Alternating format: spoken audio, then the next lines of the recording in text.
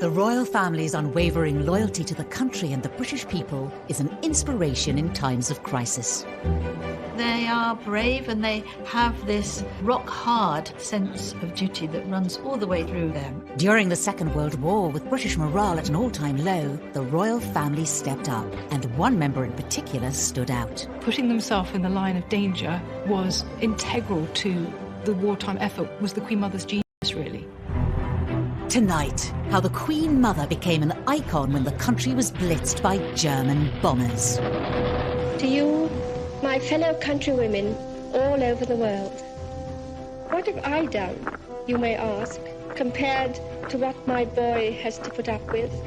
How she was determined to stay put, despite deadly dangers. Queen Mother said, "The girls won't leave without me.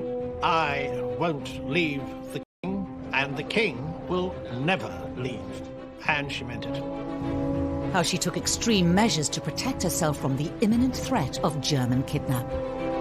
She was ready with this rifle. She had guts, and if she could, she would have used it against the enemy. And the moment Hitler came close to an assassination that would have changed the course of our history. Hearing the unmistakable whir-whir of a German plane and the scream of a bomb that hurtled past them and exploded in the quadrangle. We'll hear how this extraordinary lady boosted morale across the empire. I wish you all every good fortune in the admirable work that you are carrying on. She was leading from the front and saying, "We will get through this," and was the epitome of that British stiff upper lip, but also with a smile on her face at the same time. And how the Queen Mother pulled no punches when it came to the enemy. She made sure that everybody knew that she was practicing killing Germans by killing rats. Hitler famously called the Queen Mother the most dangerous woman in Europe. She actually ended the letter, "Tinkety tonk, old fruit, and down with the Nazis." The royal family are figureheads for the morale of the nation, through good times and bad. A crisis is really when the monarch has to earn his or her butter. Because it's all very well waving and smiling, but when the country's got real problems, that's when we really expect to see our king or queen. They are brave and they have this rock-hard sense of duty that runs all the way through them.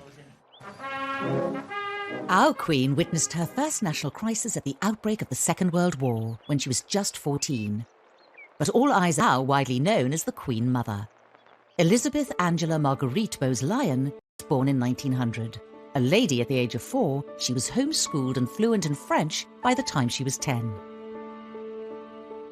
Well, my understanding is that Elizabeth was always a very bubbly, buoyant, bright, naughty, mischievous child and adult. She was very charming, she was very intelligent, and she was extremely determined. She was one of the most determined people you could ever hope to meet.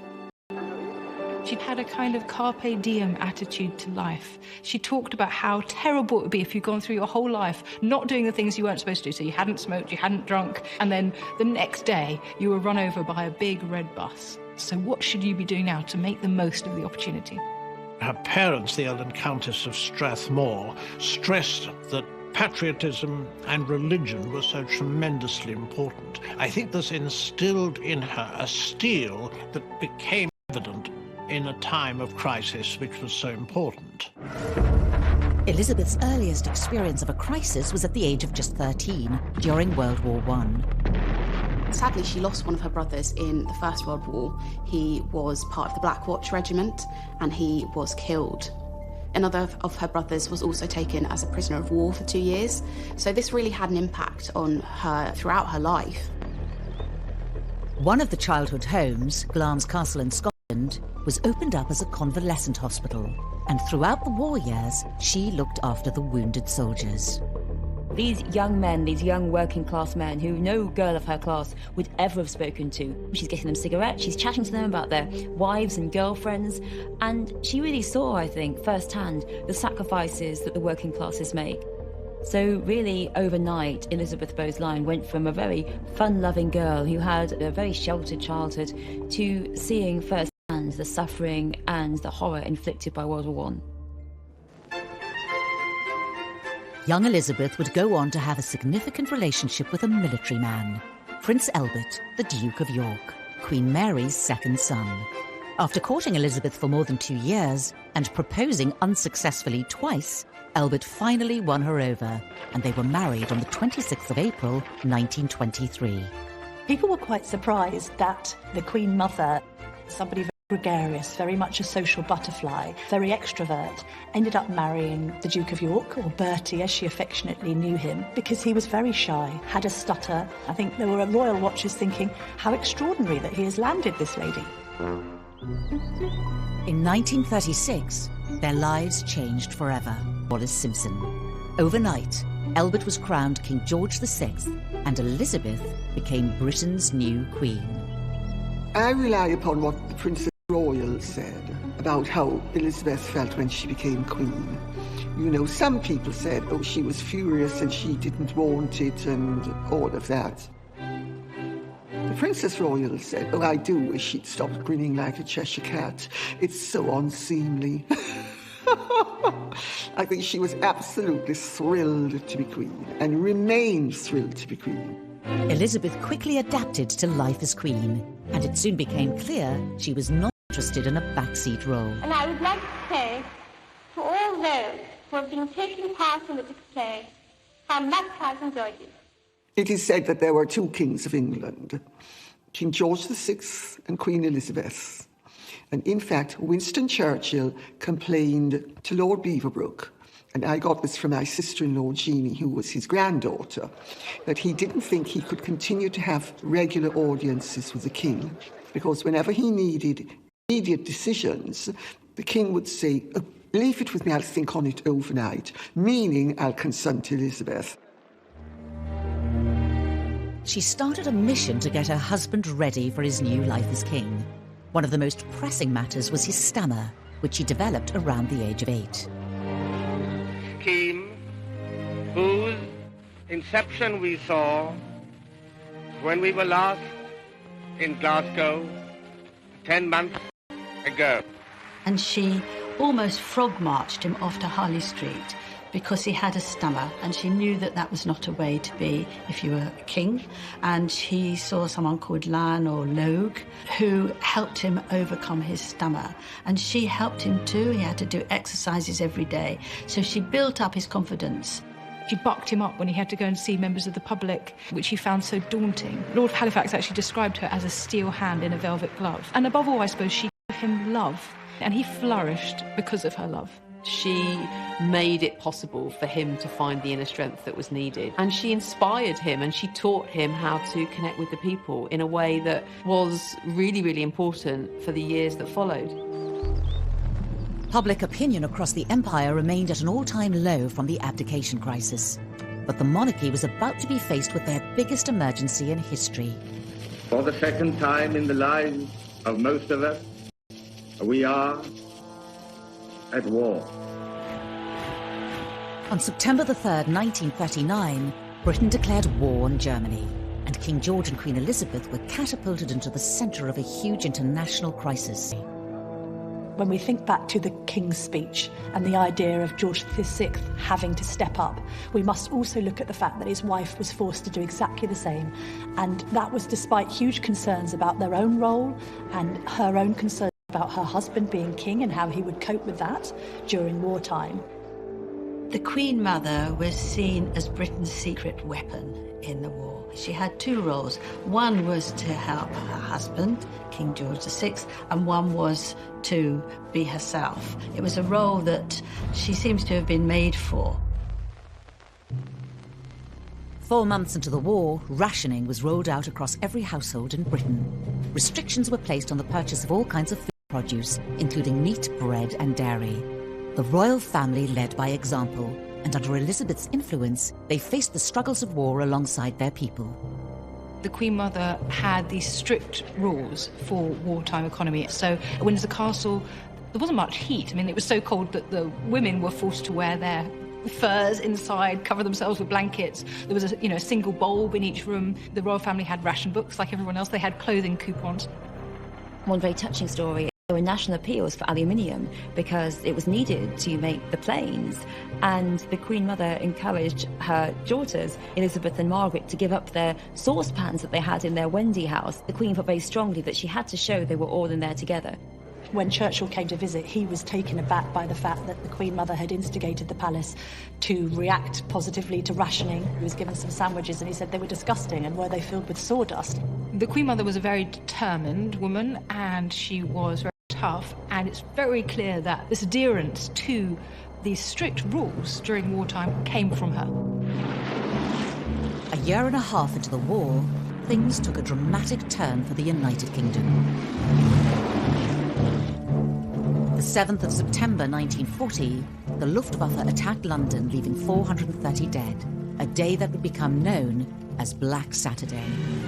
The Battle of London, which began with strong forces of Nazi bombers attacking the capital, led to a big fire on the waterside early in the onslaught. It marked the start of the Blitz, and over the next 57 days, the country repeatedly came under attack by German aerial bombers. The main aim was areas where the Third Reich felt there would be industrial production, and so we're looking at docks, we're looking at factories. In just 9 months, over 40,000 people died, and up to 139,000 were wounded. Over 1 million homes were destroyed. Churches, historic houses, museums, the Commons in the House of Parliament was destroyed. And so there was a sense in which the city, particularly the capital city, on Britain. The idea that you could be bombed to smithereens at home, war had never been like this before. It would always been overseas, now it was at home, and the home was threatened, and the suffering was really unimaginable. London was bombed more heavily than anywhere else. The Luftwaffe destroyed a third of the capital. On the morning of the 13th of September, they set their sights on the city's prime target, Buckingham Palace. She describes these plumes of dust, the horrendous noise, and like any other families facing a similar situation at the time, that scrabble to find out if anyone had been injured.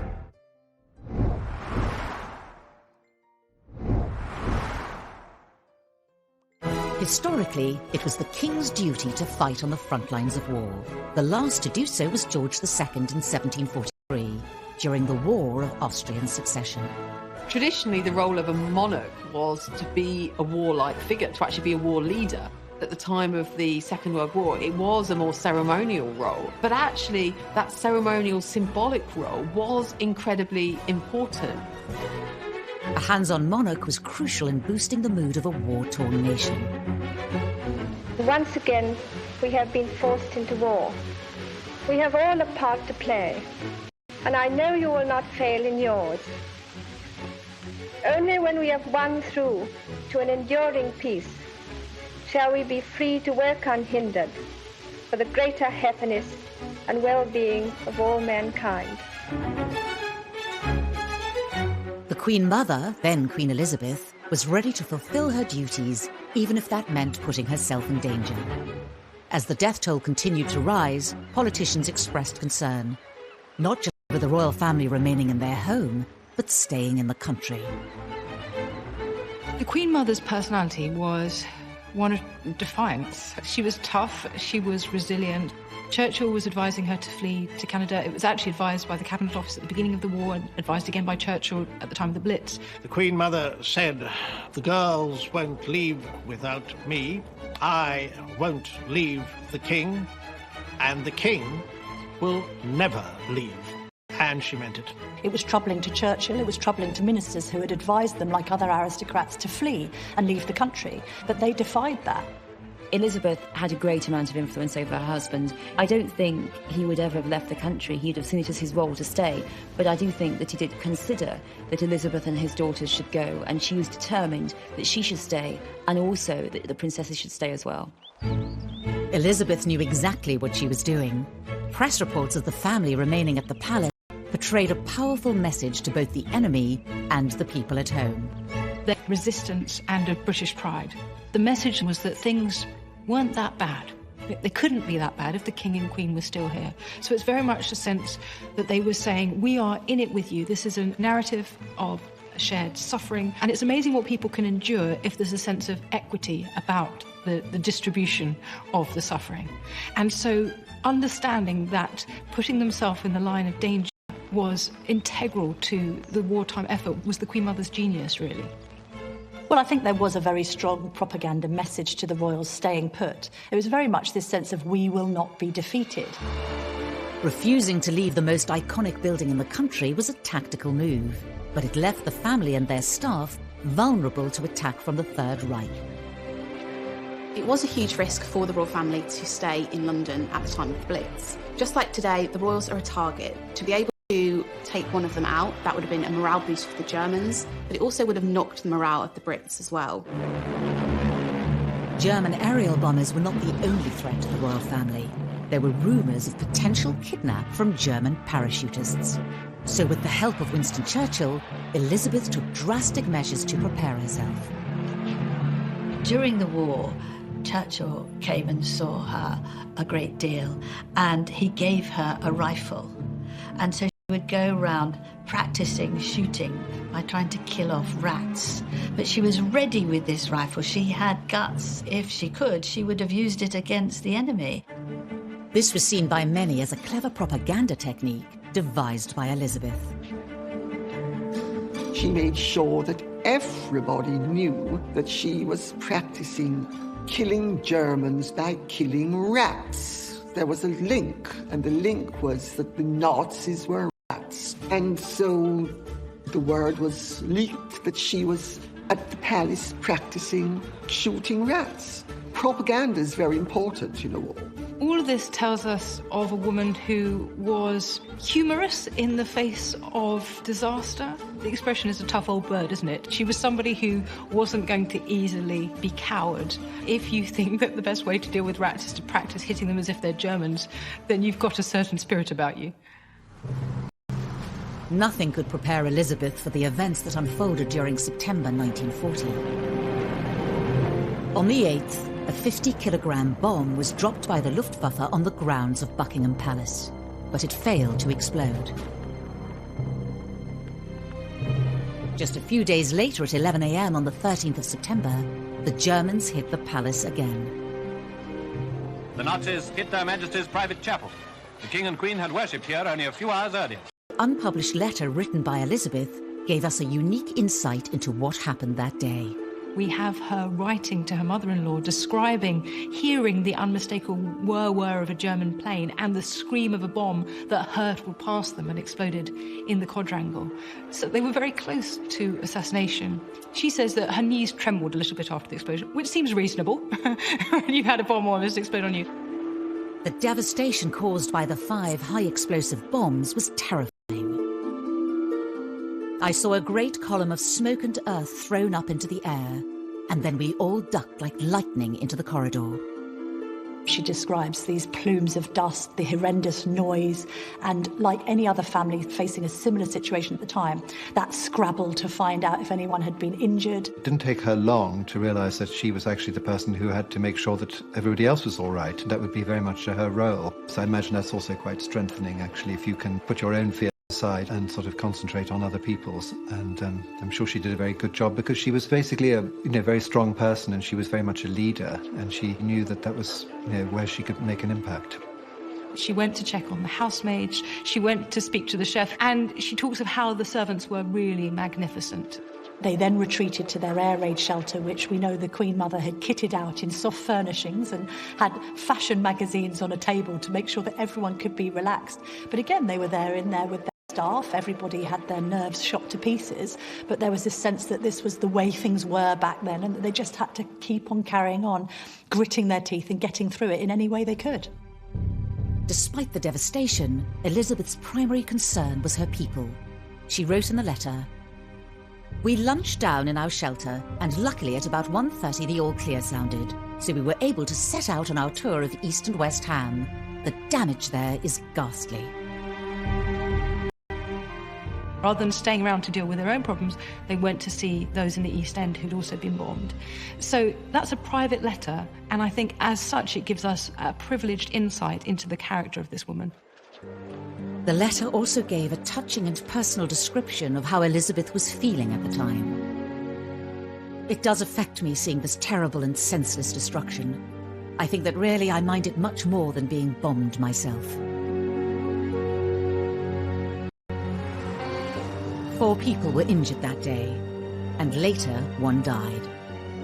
The King and Queen had been lucky to walk away unharmed. Churchill himself was not told the closeness of this attack and what had happened until quite a long time later. She wasn't intimidated, she wasn't scared, so I really think that showed it. Her spirit is summed up by the way she said, "Dear old BP," meaning Buckingham Palace, "is still standing." And to a cousin, she actually ended the letter, "Tinkety-tonk, old fruit, and down with the Nazis." The bombing was a pivotal moment in the royal family's relationship with the public. Hitler had actually brought them closer together. I think from the Nazi high command that if they bombed Buckingham Palace, it would create press images of this destitute sovereign, the bombed out palace, and it would lead to despair among the British people. And exactly the opposite happened. 40 reporters were invited to view the damage. All civilized people give thanks that their majesties have escaped the Nazis' barbarous attacks. The Sunday graphic newspaper detailed how that day resonated with so many people. For the second time, a German bomber has tried to bring death and destruction to the home of their majesties. When this war is over, the common danger which King George and Queen Elizabeth have shared with their people will be a cherished memory and an inspiration through the years. The message that was coming out of that was, this beast in Berlin who has tried to assassinate our beloved sovereign, we can't let them get away with this. And there was a sense of pulling together. So immediately, it actually served to do the opposite to what the Germans have thought and became this extraordinary PR opportunity. The king is still in London, in London, like Mr. Jones and Mr. Brown. The king is still in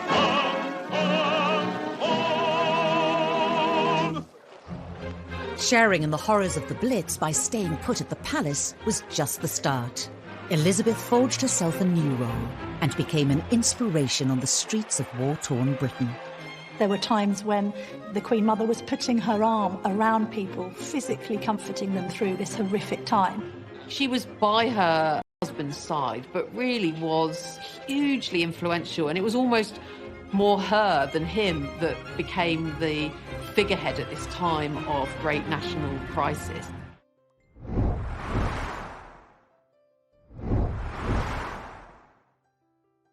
During the early stages of the war, public perception of the royals was not always positive.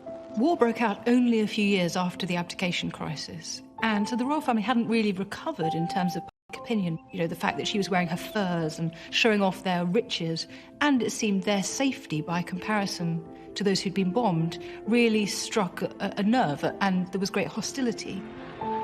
King George and Queen Elizabeth's perseverance and solidarity with their subjects at the outbreak of the Blitz turned the tide. Very severe. The royal visitors were wholeheartedly welcomed everywhere they went, and everywhere they went, their majesties saw and admired the spirit of the people. Well, indeed, they didn't cancel royal visits either during these bombings, so although they'd have faced horrific turmoil in their own property and had bombs raining through, they still insisted on going and seeing those who weren't so fortunate. There was an occasion where she offered to hold a baby because a mother was there with her arm in a bandage and couldn't quite handle the infant. There were times when the Queen Mother was putting her arm around people, physically comforting them through this horrific time. After Buckingham Palace was bombed, whereas there'd been booing, jeering beforehand, now it was clear that even if you live in a palace, it doesn't mean you're safe. It doesn't mean that Hitler's not going to attack you. London wasn't the Nazis' only target, and Elizabeth insisted on visiting all sites obliterated by war. Of course, the Germans didn't simply just bomb London, they bombed other parts of the country, and the Queen Mother would go there. She was this kind of on-the-spot task force figure that would go and rally people and sympathise and empathise. They were very much at the forefront of this charm offensive to just try and keep smiles on faces, try and keep morale up, and they did that well beyond the confines of Buckingham Palace and went all over the country doing it. There was an incident in Plymouth in March 1941 when a place which obviously a naval port had been bombed badly during that day. They visited, and after they left that evening, it was faced with another bombardment. They were just between the two. So this was a dangerous strategy, but an important one because it gave the message that they weren't cowards, that British people weren't cowards, that they weren't a cut above the British people. They would go and put themselves in these places, and that they cared about the suffering of their people. And that was such an important message. On the 14th of November 1940, Coventry City Cathedral was struck by 30,000 explosives, killing around 600 people. The city, having been mercilessly bombed throughout a whole night without regard to military targets, now presents a grim appearance of devastation. Again, without hesitation, Elizabeth defied the Nazi threat by standing shoulder to shoulder with the British people. She understood the fear, the devastation of the Blitz, and she would once again go out, visit people. It absolutely exemplified all that was the best of London, indeed the whole country, at this time of crisis. Many, many hundreds of people were killed. She went there and there was this sort of outpouring of affection for her. The national anthem was sung by hundreds of people, but it was this reaffirmation of those bonds. It really was hugely influential, and it was almost more her than him that became the figurehead at this time of great national crisis. As a significant part of the monarchy, Elizabeth played a pivotal role supporting the nation in a time of crisis. I think she was determined to do everything in her power to help this country. I mean, obviously she couldn't go and fight, but she could be there to boost morale. Our own Queen Elizabeth has found time, amidst a host of other royal war duties, to institute a sewing bee in Buckingham Palace. Part of, I think, the Queen Mother's psyche of getting through the war was trying to maintain as normal a life as possible. This sense constantly that she would not let the Nazis defeat her didn't just mean in that sense of kowtowing to bombing raids over Buckingham Palace, but equally not to stop her and fellow Britons in their traditional way of life. Elizabeth found many ways of instilling positivity in troubled times. It wasn't just through visits to bombed-out areas. Due to the closure of music halls, theatres and other cultural venues, she kept spirits up through public appearances. She went to concerts at the National Gallery. The pianist Ira Hess had organised these daytime concerts, and the Queen Mother said that these were some of her happiest hours in these dark times. And she was also concerned about keeping other people's spirits up. On one occasion, the Queen Mother actually even wrote out a poem for Churchill and had it sent round to Downing Street. He was had a very romantic sort of nature, really, and so is said to be supported, by some stirring words from the Queen at this point. It's very important to him. And boosting things for him, as to keep him going, was very important, and that's one of the key roles that the King and Queen had during that time.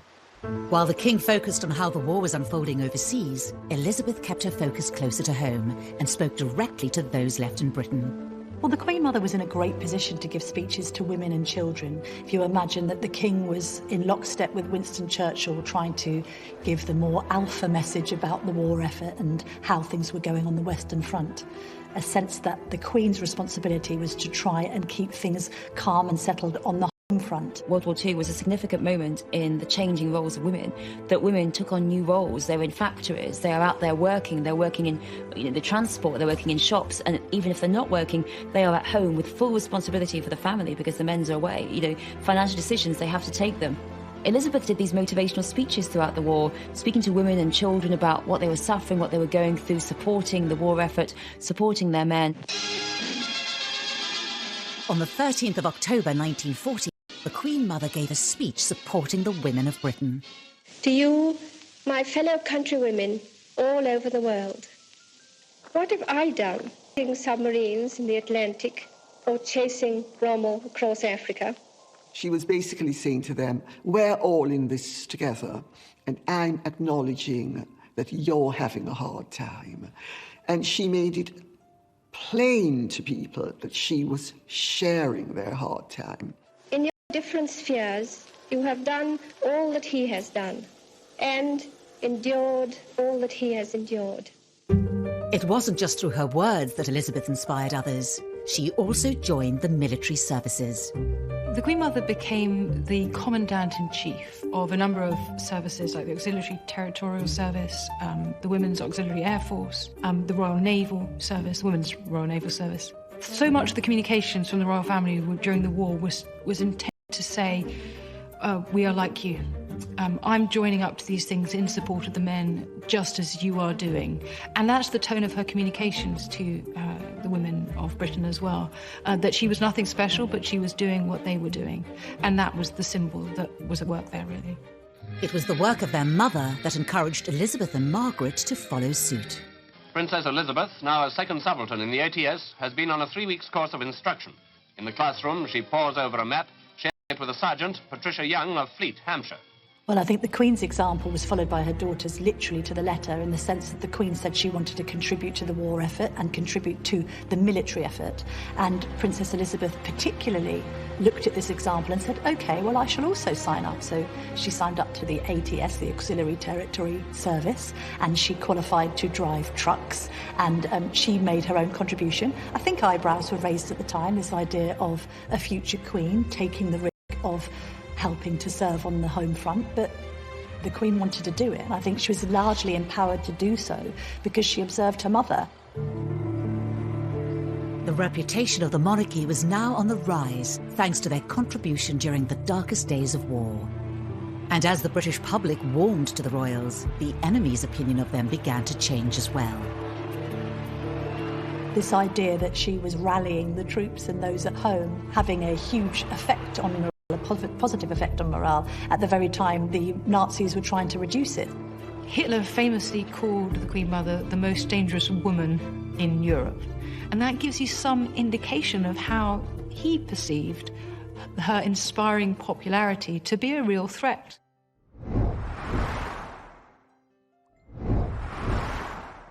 Britain's beloved monarchs are again demonstrating a human sympathy for their subjects, whose courage has never yet been shaken.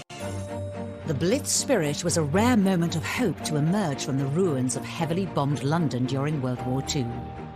The British people were brought close together through the common goal of surviving the war, and the then Queen Elizabeth, now known as the Queen Mother, nurtured the solidarity.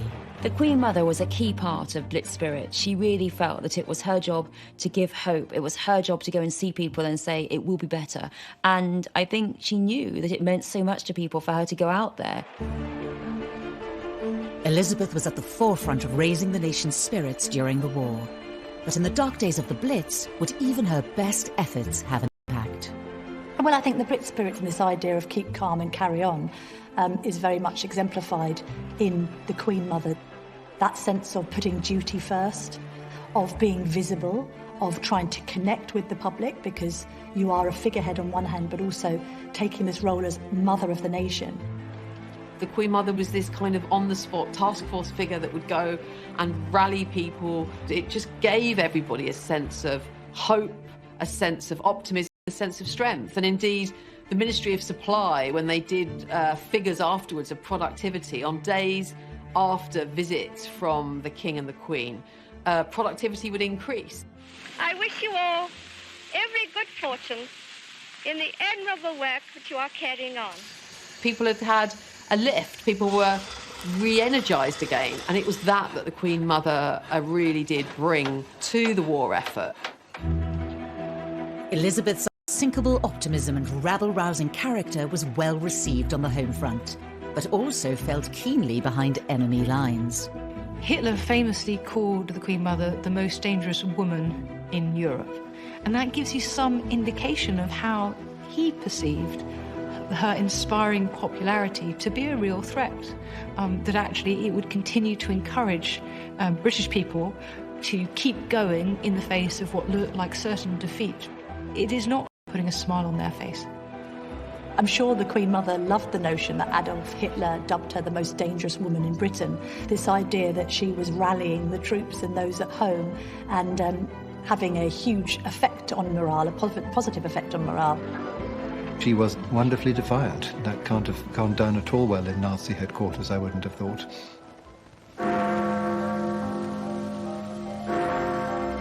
On the 11th of May 1941, the Blitz came to an end.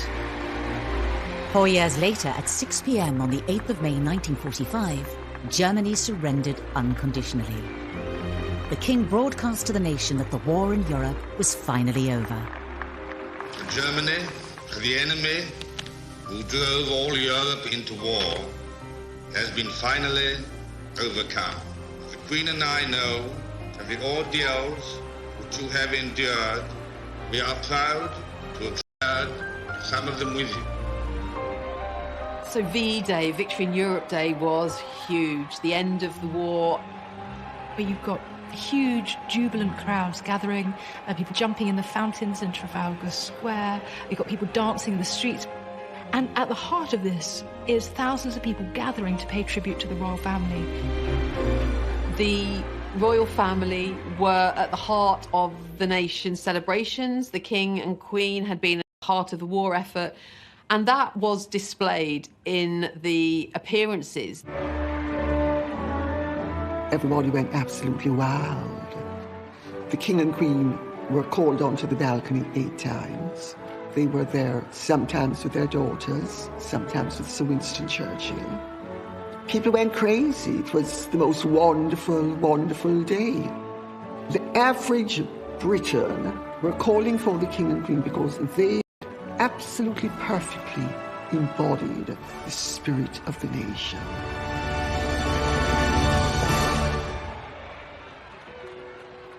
The war had finally come to an end. VE celebrations were over, but Elizabeth's contributions to the war effort continued. The Queen Mother never forgot the East End, and she did, post-war, make many visits. She also never forgot her military and wartime connections, and was very much a symbol going forward of the proper memorials around events like D-Day and VE Day. We see her again and again at the heart of celebrations to mark the 50th anniversary of the end of the war, or just before her 99th birthday, she unveiled a memorial at St Paul's Cathedral to those civilians who died during the bombing of London. So this was absolutely in her heart to the end of her life. To take the Blitz as it came, they defied it. In particular, Elizabeth's unique relationship with the East End was never lost. After all its residents had been through during the Blitz period, her commitment to them continued, visiting them whenever she could. The famous one is from 1987 when she visited Limehouse. She went to a pub, she poured a pint, so she herself was 87 at this time, poured a pint and then drank it about 3/4 of it, we're told. She was the best of them, and for them she was not this great other distant privileged woman. She was a woman who had gone through the war with them, at one with them, had seen them through. One lovely thing was that every year whilst the Queen Mother was alive, at her house, Clarence House, on her birthday would arrive a huge cake from the East End, which was from all of those that she had comforted during their terrible suffering. Long after the war, really right through to the end of her life, she was one of theirs, and there was a sense of real affection and bond between them that really actually, never died. The Queen Mother's death on the 30th of March 2002 marked the end of an era for Britain and the monarchy. I remember it very clearly, a sort of terrible feeling of loss when she went. There was a feeling that somehow a tremendous sort of spirit, who had been still very visible right up to the end, had suddenly left us, and that was very sad. I think that everybody who remembers the Queen Mother remembers her affectionately. And there was this great outpouring when she died. She had lived a long life, 101 years, but she was a great loss. And the only thing that we can take from that as a silver lining is that so much of what she exemplified in her life has since been adopted by the younger royals. The Queen Mother's efforts during the Blitz set the standard for future royals, particularly in times of national crisis. The Queen Mother's example was very, very important to the other members of the family and to the younger ones as they saw what she did. And certainly the way that the royal family operate today, the Queen is very quick to go to a place of tragedy or crisis. Even though the Queen Mother is now dead, people still talk about her in World War II. She set the bar for what is expected of a queen in a war. You go out there, you see people, you think about others rather than yourself. That is really important. There is this reflection that the Queen Mother's contribution during the Second World War should always be echoed, that it was a hugely successful example of where royals are at their best, connecting with the general public. And we very much see that in Princes William and Harry in the way that they now carry out their difficult times and using your position of enormous privilege to give something back to the communities around you. No royal can ever stay in their gilded cage. No royal can ever stay in their tower if there's a moment of national crisis. What she did during World War II, it's impossible to say how important it was. What she gave to morale, to the country, to her husband, and really to the vision that Britain could survive.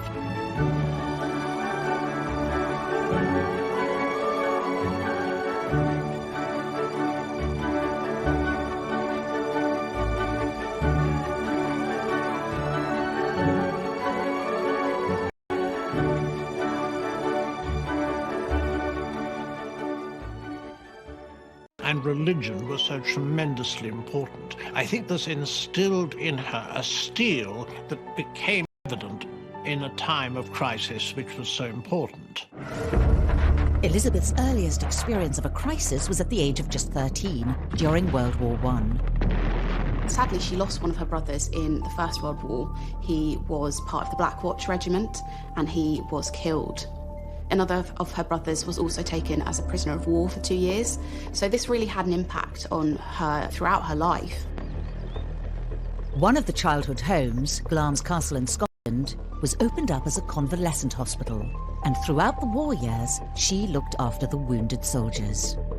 These young men, these young working class men who no girl of her class would ever have spoken to. She's getting them cigarettes, she's chatting to them about their wives and girlfriends, and she really saw, I think, firsthand the sacrifices that the working classes make. So really, overnight, Elizabeth Bowes-Lyon went from a very fun-loving girl who had a very sheltered childhood to seeing firsthand the suffering and the horror inflicted by World War I. Young Elizabeth would go on to have a significant relationship with a military man, Prince Albert, the Duke of York, Queen Mary's second son. After courting Elizabeth for more than 2 years and proposing unsuccessfully twice, Albert finally won her over, and they were married on the 26th of April, 1923. People were quite surprised that the Queen Mother, somebody very gregarious, very much a social butterfly, very extrovert, ended up marrying the Duke of York, or Bertie as she affectionately knew him, because he was very shy, had a stutter. I think there were royal watchers thinking, how extraordinary that he has landed this lady. In 1936, their lives changed forever. Wallace Simpson. Overnight, Albert was crowned King George VI, and Elizabeth became Britain's new queen. I rely upon what the Princess Royal said about how